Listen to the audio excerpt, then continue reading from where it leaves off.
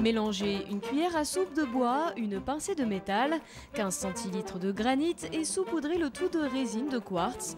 Laissez mijoter et vous obtiendrez à coup sûr une belle cuisine aménagée.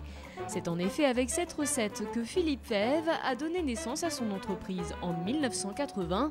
Située à Celles-sur-Cher, elle avait alors pour vocation de répondre à une révolution dans notre quotidien, l'arrivée du réfrigérateur et du lave-vaisselle. Il y a eu cette espèce d'évolution où la femme a retrouvé avec bonheur des facilités, d'autant qu'elle travaillait de plus en plus à l'extérieur. La cuisine, ça a vraiment été quelque chose d'extraordinaire. Enfin, cette fonctionnalité de la cuisine avec ses appareils ménagers.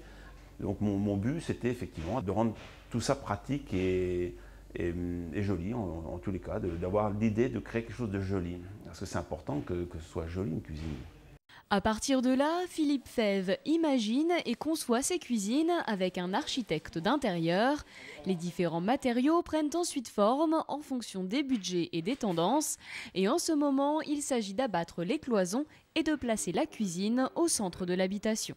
C'est vraiment une pièce à vivre. On va avoir toute la famille. On avait réadapté des cuisines plus petites. Aujourd'hui, on les agrandit, on les rend, on en fait 3 en une.